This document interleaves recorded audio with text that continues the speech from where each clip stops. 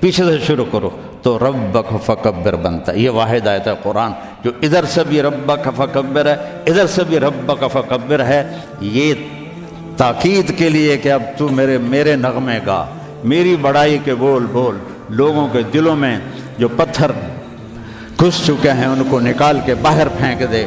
تو میرے نبی نے کہا خدیجہ میرا بستر لپیٹ دے، میرے آرام کے دن گئے، میرے رب نے مجھے کہا ہے کہ میں لوگوں کو پیغام سناؤں، میری کون سنے گا، میں کس کو سناؤں، من ادعو ومن یستجیب۔ تو حضرت خدیجہ رضی اللہ عنہ نے عرض کیا یا رسول اللہ انت اول من تدعو وانا اول من استجیب، آپ سب سے پہلے دعوت دیں، میں سب سے پہلے قبول کرتے ہیں۔ دوسرا اپنے نبی کی زندگی پڑھو، سیرت پڑھو کہ کس طرح میرے محبوب نے زندگی گزاری، کس طرح میرے محبوب نے لیل و نہار گزارے، کیسے کیسے کٹھن گھاٹیوں سے گزرے، کتنی مشقتوں سے گزرے۔ ہائے احد کی جنگ میں جب عتبہ بن ابی وقاص نے پتھر مارا جو یہاں لگا، ناک بھی زخمی ہو گیا، دانت بھی ٹوٹ گئے، تو آپ پیچھے گرے تو ابو عامر خزرج کا اوس کا ایک فاسق تھا، جو جیسے خزرج میں عبداللہ بن ابی تھا سردار بننے والا، تو اوس میں ابو عامر تھا سردار بننے والا، تو وہ بھی منافق ہو گیا۔ تو اس نے کھڈے کھودے ہوئے تھے مسلمانوں کے آنے سے پہلے، تو اس کھڈے میں آپ گرے، اور یہ جگہ کھڈے کے کنارے کے ساتھ لگی تو آپ غش کھا گئے، بے ہوش ہو گئے۔ تو صحابہ سمجھے آپ کا انتقال ہو گیا۔ اس وقت آپ کے گرد ابو بکر تھے، عمر تھے، طلحہ تھے، زبیر تھے، علی تھے، اور عبادہ بن صامت تھے، ابو دجانہ تھے، یہ سعد بن الربیع تھے، نعمان بن حارثہ تھے، یہ آپ کے گرد کھڑے ہوئے تھے۔ تو تھوڑی دیر کے بعد آپ کو ہوش آیا تو انہوں نے کہا یا رسول اللہ اب تو ان کے لیے بد دعا کریں۔ تو آپ نے کہا اللہم اہد قومی فإنہم لا یعلمون، یا اللہ میری قوم کو معاف کر دے، انہیں میرا پتہ نہیں ہے۔ اور صحابہ نے اپنے نبی کی محبت کے سبق ہمیں پڑھا دیے، چاروں طرف سے گھیرے میں آ گئے، اور حضرت طلحہ نے اپنا ہاتھ سیدھا کر دیا، ہر تیر اپنے ہاتھ پہ لے رہے تھے، ہر تیر اپنے ہاتھ پہ لے رہے تھے، یہاں تک کہ ہمیشہ کے لیے ان کا ہاتھ یہ شل ہو گیا اور معذور ہو گئے۔ اور قتادہ بن نعمان اپنا چہرہ آگے کر رہے تھے، اپنا چہرہ آگے کر رہے تھے، تو ایک تیر آ کے آنکھ میں لگا اور آنکھ نکل گئی۔ تو انہوں نے ایسے منہ موڑ اللہ کے نبی کی طرف اور رونے لگے یا رسول اللہ میری آنکھ چلی گئی۔ آپ نے فرمایا آنکھ چاہیے یا جنت چاہیے؟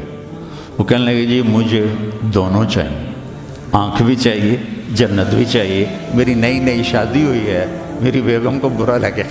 تو آپ نے اس کی وہ قیمہ جو بنا ہوا تھا وہ لیا اور یہاں رکھ کے اوپر ہاتھ پھیرا، اللہم اجعلھا احسن عینیہ، یا اللہ اس کی یہ آنکھ دوسری سے خوبصورت کر دے۔ تو وہ جب آنکھیں کھولی تو وہ اس سے زیادہ خوبصورت بن چکی تھی۔ تو انہوں نے میرے نبی کی زندگی کو اپنا کے دکھایا۔ موسیٰ علیہ السلام کی قوم پہنچی سمندر کے کنارے، آگے دیکھا سمندر، پیچھے دیکھا فرعون، تو کہنے لگے قال اصحاب موسیٰ انا، پھر لام، پھر مفعول کا صیغہ انا لمدرکون۔ اس کو میں اپنی زبان میں کہوں موسیٰ مروا کے ہی چھوڑا نا ہمیں، موسیٰ آپ کا کیا بنے گا یہ کوئی فکر نہیں، ہارون آپ کا کیا بنے گا اپنے نبی کا کوئی فکر نہیں، موسیٰ مروا کے ہی چھوڑا نا۔ تو ان کا کلا، تم ہو تو اسی قابل کہ تمہیں جوتے پڑیں، لیکن ان معی ربی سیہدین، اللہ مجھے میرے ساتھ ہے، راستہ دے گا۔ ہے اور ہجرت کی رات میرے نبی نکلے تو ابو بکر کبھی آگے چلتے کبھی پیچھے چلتے، کبھی آگے چلتے کبھی پیچھے چلتے۔ آپ اپنے پنجوں کے بل چل رہے تھے کہ پاؤں کے نشان نہ پڑ جائیں اور کھوجی نہ دیکھ لے۔ تو پھر آپ نے فرمایا ما لکا یا ابا بکر، ابو بکر کیا ہوا ہے، کبھی آگے آ جاتے ہو کبھی پیچھے ہو جاتے ہو؟ کہا یا رسول اللہ جب مجھے خیال آتا ہے آگے کوئی چھپا ہوا دشمن وار نہ کر دے تو میں آگے ہو جاتا ہوں کہ میرے اوپر آئے، آپ پہ نہ آئے، اور جب مجھے خیال آتا ہے پیچھے سے کوئی آ کے حملہ نہ کر دے تو میں بھاگ کے پیچھے ہو جاتا ہوں کہ آپ کے اوپر وار نہ آئے، میرے اوپر آئے۔ اور پھر جب غار ثور پر پہنچے، جبل ثور، تو آپ چڑھ نہیں سکتے تھے، ساری انگلیوں سے خون نکل رہا تھا، جو کہ آپ ایسے چلے تھے ایسے۔ ابوبکر نے کندھے پہ بٹھایا اور پورا پہاڑ طے کیا، اوپر لے گئے، آپ کو باہر بٹھایا، سارے سوراخ بند کیے، اور اس کے بعد سوراخ زیادہ تھے تو پگڑی کو اتارا، اس کو پھاڑ کے سوراخ بند کیے، پھر اس کے بعد سوراخ زیادہ تھے، کرتے کو اتارا اور پھاڑ پھاڑ کے سوراخ بند کیے۔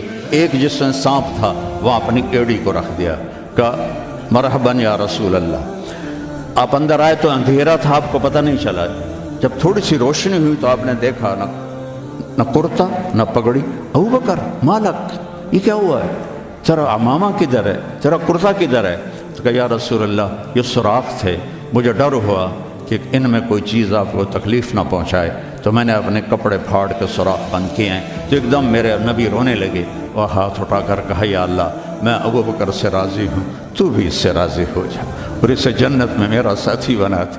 تو ایک دم جبریل آئے، یا رسول اللہ، اللہ تعالیٰ فرما رہے ہیں ہم ابوبکر سے راضی ہو اور جنت میں آپ کا ساتھی بنا دیا۔ انہوں نے میرے نبی کی زندگی کو یوں سچ کر دکھایا۔ موسیٰ علیہ السلام کی قوم کو اللہ نے کہا جاؤ ملک شام جا کے عمالقہ سے لڑو۔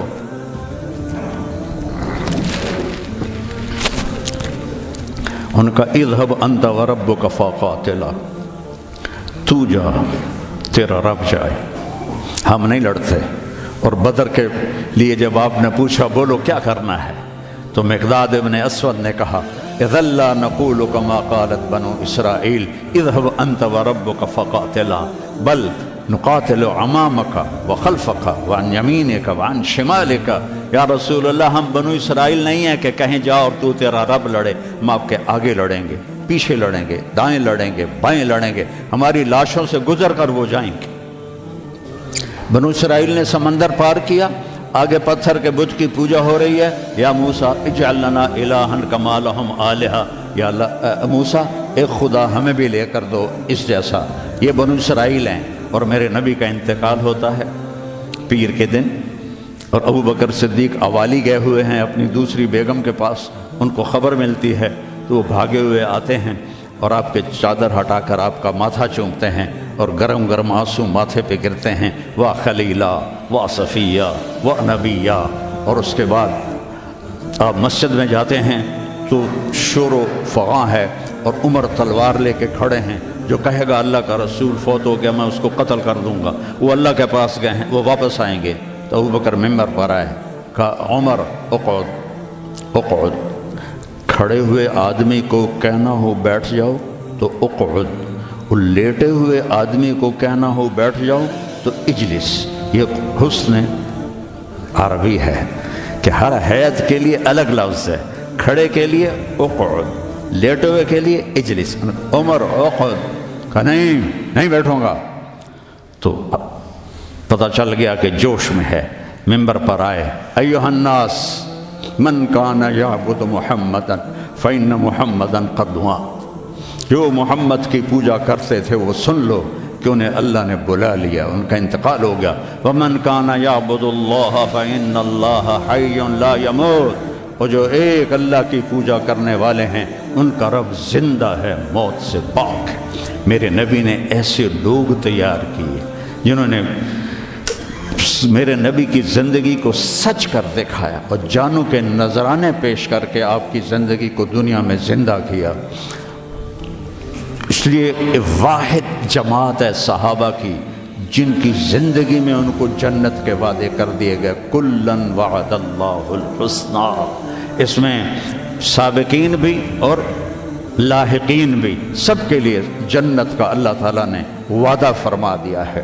ایک امت تیار کی، ایک امت تیار کی۔ سارے قرآن نہیں پڑھے ہوئے تھے، حضرت خالد ابن ولید نے فجر کی نماز پڑھائی، تھوڑی سی آیات ایک جگہ سے پڑھی، تھوڑی سی ایک جگہ سے، تھوڑی سی ایک جگہ سے، اس طرح کر کے انہوں نے نماز مکمل کی۔ اور نماز کے بعد کہنے لگے لقد شغلنی الجہاد عن القرآن، بھائی معاف کرنا، جہاد کی وجہ سے میں تو قرآن بھی نہیں پڑھ سکا۔ لیکن بنے کیا، وہ بنے کیا؟ موتا کی جنگ ہے اور میرے نبی کے سامنے منظر کھل چکا ہے۔ آپ نے فرمایا تھا جب چلے تھے کہ پہلا امیر زید بن حارثہ ہوگا، یہ شہید ہو تو پھر جعفر بن نبی طالب ہوگا، یہ شہید ہوں تو پھر عبداللہ بن رواحہ ہوں گے، یہ شہید ہوں تو پھر جسے مرضی بنا لینا۔ ایک یہودی سن رہا تھا، کہنے لگا اے ترائے گئے، یہ گئے، یہ نہیں زندہ آتے۔ تو اور وہاں 1,00,000 رومی اور 3,000 صحابہ۔ تو حضرت زید بن ثابت شہید ہوئے۔ اللہ کے نبی نے کہا تقدم زید فقاتل وقتل ودخل الجنہ ثم اخذ الرایۃ جعفر فقاتل وقتل ودخل الجنہ۔ پھر عبداللہ بن رواحہ ایک کونے میں 3 دن سے کچھ نہیں کھایا تھا، گوشت کی بوٹی نوچ رہے تھے کہ آواز پڑی جھنڈا گر گیا ہے عبداللہ، تو انہوں نے وہیں پھینکا۔ پہلے 2 درویش تھے، فقیر تھے، یہ بڑے مالدار تھے۔ پہلے 2 مہاجر تھے، یہ انصاری تھے۔ 4 بیویاں تھیں، باغات تھے، غلام تھے۔ فتردد بعد التردد، تو تھوڑی دیر کے لیے بیوی بچے غلام باغات کا خیال آیا، تو کہنے لگے عبداللہ بیویوں کا خیال ہے سب کو 3 طلاق، باغات کا خیال ہے سارے صدقہ، غلاموں کا خیال ہے سارے آزاد۔ اقسمت یا نفس لتنزلن کارہتن او لتطاوعن ان اجلب الناس وشد الرن ما لی اراکی تکرہین الجنہ قد طالما قد کنت مطمئنہ هل انت الا نطفة فی شنہ۔ اے عبداللہ کافی زمانہ گزر گیا ہے زندگی گزارتے ہوئے، چل اپنے ساتھیوں کے ساتھ مل تو بھی۔ اور جھنڈا اٹھایا اور آگے بڑھے، اور آپ نے فرمایا، اب عبداللہ نے جھنڈا اٹھایا اور آگے بڑھے اور قتل ہوئے، اور پھر آپ خاموش ہو گئے تھوڑی دیر کے لیے۔ انصار کہنے لگے کہ ہمارے اوپر قیامت ٹوٹ پڑی کہ کیوں رک گئے۔ دونوں کی دفعہ تو فوراً فرمایا، اب کیوں رک گئے؟ پھر آپ نے کہا وَدَخَلَ الْجَنَّةَ۔ تو انصار نے عرض کی یا رسول اللہ آپ رک کیوں گئے تھے؟ کہا وہ تھوڑا سا اس کے دل میں کھٹک آئی تھی، اس لیے جنت میں جانے میں تھوڑی دیر ہو گئی۔ اب جھنڈا گر گیا، ثابت ابن اکرم نے جھنڈا اٹھایا، کون لے گا یہ جھنڈا؟ انہوں نے کہا تو لے، تو بدری صحابی ہے، تو لے۔ کہا نہیں میرے بس کا نہیں ہے۔ کسی نے آواز دی خالد کو دو۔ خالد کی پہلی جنگ تھی، صلح حدیبیہ کے بعد ایمان لائے، اور ان کی پہلی جنگ تھی۔ وہ فرمانے لگے بھائی میں تو ابھی مسلمان ہوا ہوں، کسی اور کو جھنڈا دو۔ کہا نہیں، سب نے کہا بس خالد۔ انہوں نے ایک ہاتھ میں جھنڈا لیا، اور جب یوں تلوار کو جب اٹھایا نا، تو میرے نبی نے فرمایا ثم صلی اللہ سیفا من سیوفہ، اب اللہ نے اپنے تلواروں میں سے ایک تلوار کو نیام سے باہر نکالا ہے، اور انہوں نے ساری رومیوں کی فتح کو شکست میں تبدیل کر دیا۔ 9 تلواریں ان کے ہاتھ سے ٹوٹیں لڑتے لڑتے، اور اتنا روب چھا گیا کہ پورے روم میں دہشت پھیل گئی خالد ابن ولید کی۔ یہ لوگ میرے نبی نے تیار کیے تھے، ایک امت بنائی تھی، یہ میرے نبی کا عظیم ترین کارنامہ ہے، اور اولین اور آخرین کا سب ایک جذبہ تھا۔ حضرت عمر کی مجلس میں ابو سفیان، اکرمہ بن ابی جہل، حارث بن ہشام، سہیل ابن عمر بیٹھے ہوئے ہیں، تو حضرت بلال آ گئے، کہنے لگے آپ لوگ تھوڑا پیچھے ہو جاؤ۔ پھر حضرت عمار آئے، آپ نے کہا آپ لوگ تھوڑا پیچھے ہو جائے۔ پھر حضرت صہیب آئے، آپ نے کہا تم لوگ تھوڑا پیچھے ہو جاؤ۔ پھر حضرت مقداد آئے، آپ نے کہا تم لوگ تھوڑا پیچھے ہوتے ہوتے جوتیوں پہ جا بیٹھے، مہاجرین اولین کو آگے بٹھایا۔ تو یہ غصے سے باہر نکل آئے، اور ابو سفیان کہنے لگے دیکھتے ہو عمر نے ہمارے ساتھ کیا کیا ہے؟ تو سہیل ابن عمر کہنے لگے صحیح کیا ہے، وہ ہم سے پہلے ایمان لائے تو وہ آگے نکل گئے، ہم بعد میں ایمان لائے تو ہمیں تو پیچھے ہی رہنا ہے۔ تو کہنے لگے اگر آخرت میں پیچھے رہ گئے تو پھر کیا ہوگا؟ یہ فتح مکہ کے مسلمان ہیں، فتح مکہ کا پھر کیا ہوگا؟ تو سارے گھبرا کے حضرت عمر کے پاس آئے کہ ہم نے دیکھ لیا ہے جو تو نے کیا ہے ٹھیک کیا ہے، چلو ہم پیچھے رہ گئے ہیں، لیکن کوئی طریقہ بتاؤ کہ آگے نہیں بڑھ سکتے تو جنت میں ساتھ تو ہو جائے۔ تو انہوں نے فرمایا انہوں نے جہاد میں جان دی تھی، تم بھی جانیں لگا دو تو تم بھی ان کے ساتھ ہو جاؤ گے۔ تو 400 قریشی سردار مکہ سے نکلے، 400، اور حارث ابن ہشام ابو جہل کے چھوٹے بھائی ہیں، اتنے ہر دل عزیز تھے۔ جب یہ نکلے تو سارا مکہ چھوڑنے باہر آیا، اور سب رو رہے تھے، بچے بچیاں مرد عورت۔ تو حارث بن ہشام کھڑے ہو گئے، کہنے کہ یا اہل مکہ، اے اہل مکہ، اللہ کی ذات کی قسم، مکے سے محبوب کوئی شہر نہیں، تم سے محبوب کوئی لوگ نہیں، لیکن ایک داعی نے آواز لگائی، اس پر ہمارے غلاموں نے لبیک کہا۔ آج وہ اتنا آگے جا چکے ہیں کہ اگر ہم یہ سارے مکے کے پہاڑ سونا بنا کے خرچ کر دیں تو ان کے ایک مٹھی جو کا اجر بھی نہیں پا سکتے۔ تم اپنی جانوں کا نذرانہ پیش کریں گے کہ آگے نہیں تو برابر تو ہو جائیں۔ تو یہ سارے سرداران تشریف لائے، اجنا دین کی جنگ ہو رہی تھی، اس میں شرکت کی، اس میں فتح ہوئی۔ پھر یرموک کی جنگ ہوئی جو فیصلہ کن جنگ تھی، جس نے شام کا فیصلہ کر دیا ہمیشہ کے لیے۔ 9 دن یہ جنگ چلتی رہی، کبھی ایسے کبھی ایسے، کبھی ایسے کبھی ایسے، اور ایک دن ایسا ہوا کہ مسلمان صحابہ دبتے دبتے دبتے عورتوں کے خیموں تک آ گئے، اتنے قدم اکھڑے کہ عورتوں کے خیموں تک آ گئے۔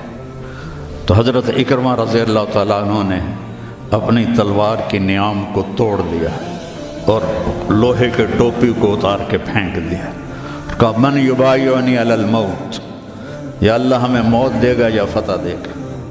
تو حضرت خالد بن ولید اور اکرمہ رشتہ دار ہیں، تو خالد بن ولید نے ان کا ایسے ہاتھ پکڑ لیا، نا نا نا نا نا نا، ابھی تمہاری ہمیں ضرورت ہے، یہ نہ کرنا یہ نہ کرنا۔ تو انہوں نے کہا الیک انی، دور ہو جا مجھ سے، انی و ابی کان من اشد الناس عداوۃ لرسول اللہ و افر منکم اليوم، میں اور میرا باپ ساری زندگی دشمن اسلام رہے، آج ہی تو داغ دھونے کا وقت آیا اور میں بھاگ جاؤں۔ ان لک سابقۃ، تو مجھ سے پہلے ایمان لا چکا ہے اور آگے بڑھ چکا ہے، پیچھے ہٹ جا، میرے راستے میں حائل نہ ہو۔ تو سب سے پہلے ان کے بیٹے عامر بن اکرمہ نے بیعت کی، پھر حارث بن ہشام، سہیل بن عمر، زرار بن اوزر، ابو سفیان بن حرب، ان سارے سرداروں نے بیعت کی، اور سب نے اپنے خود لوہے کی ٹوپیاں پھینک دیں اور تلواروں کی نیامیں توڑ دیں اور شیر کی طرح حملہ آور ہوئے، اور سارے روم کو پلٹا کے پیچھے پھینک دیا۔ اور جب روم کے قدم اکھڑ گئے تو خالد بن ولید فوراً بھاگے بھاگے واپس آئے کہ میں پتہ کروں کہ اکرمہ کس حال میں ہے اور عمر کس حال میں، ایک مخزومی ہے نا دونوں۔ تو جب عمر کو دیکھا تو وہ ختم ہو چکے تھے، جب اکرمہ کو دیکھا تو ان میں کچھ سانس باقی تھا، تو انہوں نے ان کا سر اپنی گود میں لیا اور منہ میں تھوڑا پانی ٹپکایا اور ان کے بیٹے عمر کا سر یہاں رکھ لیا، یہاں۔ تو ان کی آنکھیں کھلی کر قول کہ میں خالد ہوں۔ کہ کیا کیا اللہ تعالیٰ نے؟ کہ اقر عینک، اپنی آنکھیں ٹھنڈی کر، اللہ نے فتح دی۔ کہ اچھا عمر کو کہہ دینا جو تم نے کہا تھا وہ ہم نے کر دیا، جو تم نے کہا تھا وہ ہم نے کر دیا، اور جان نکل گئی۔ تو حضرت خالد بن ولید کو حضرت عمر پہ غصہ آ گیا۔ عرب جب غصے میں بولتے تھے تو ماں کے نام سے پکارتے تھے، اور جب اچھے ماحول میں ہوتے تھے تو باپ کے نام سے پکارتے تھے۔ تو یہاں حضرت خالد کہنے لگے کلا زعم ابن الحنتمہ اللہ نستشہد۔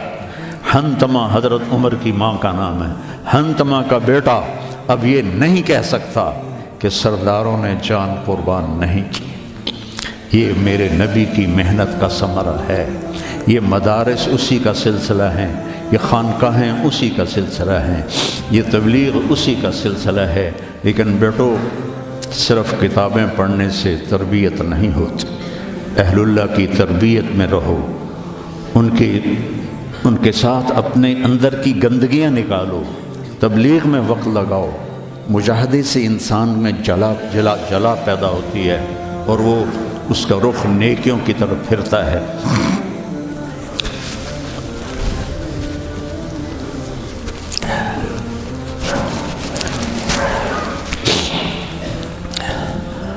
تو نیت کرتے ہو سارے؟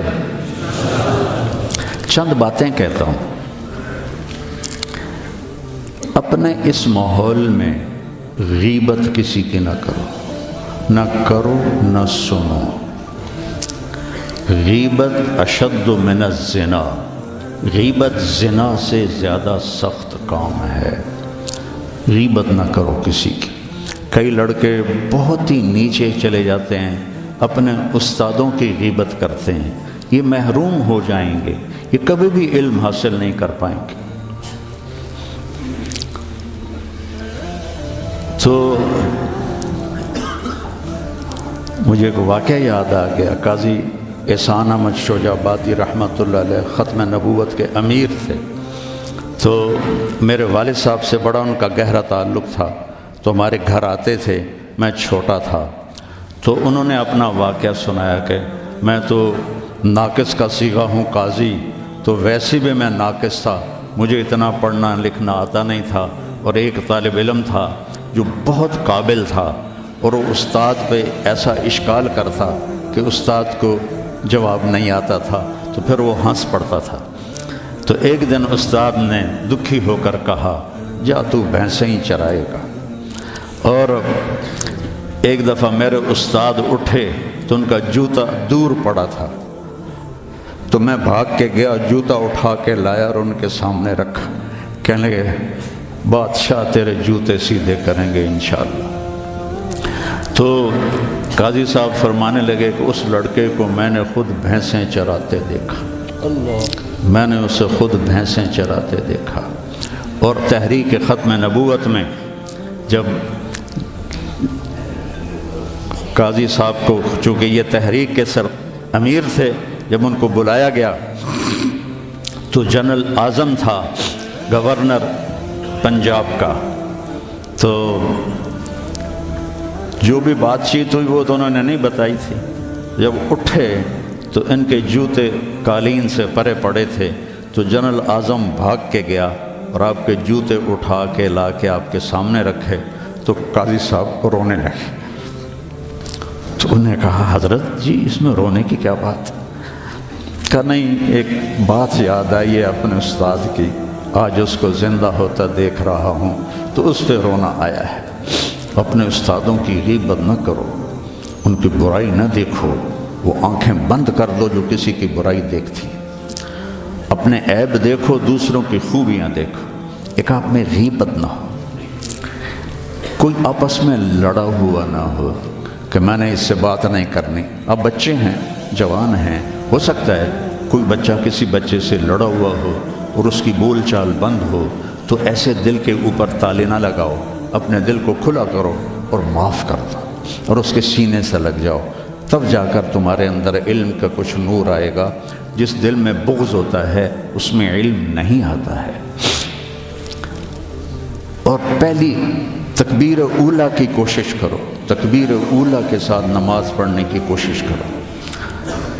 تکبیر اولیٰ کے ساتھ نماز پڑھنے کی کوشش کرو. اب جوان ہیں، تہجد کی پابندی کرو. بڑی پرانی بات ہے. مولانا یوسف صاحب رحمہ اللہ کے تھے ایک تربیت یافتہ میاں جی نیواتی.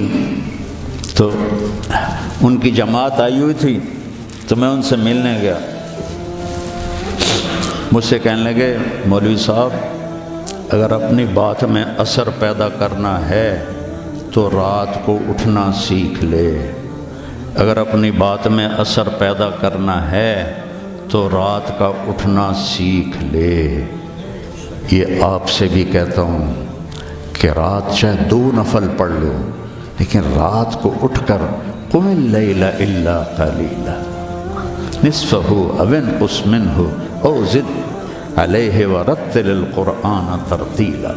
یہ رات کا اٹھنا، ان ناشئۃ اللیل ہی اشد وطئا واقوم قیلا ان لک فی النہار سبحا طویلا واذکر اسم ربک وتبتل الیہ تبتیلا.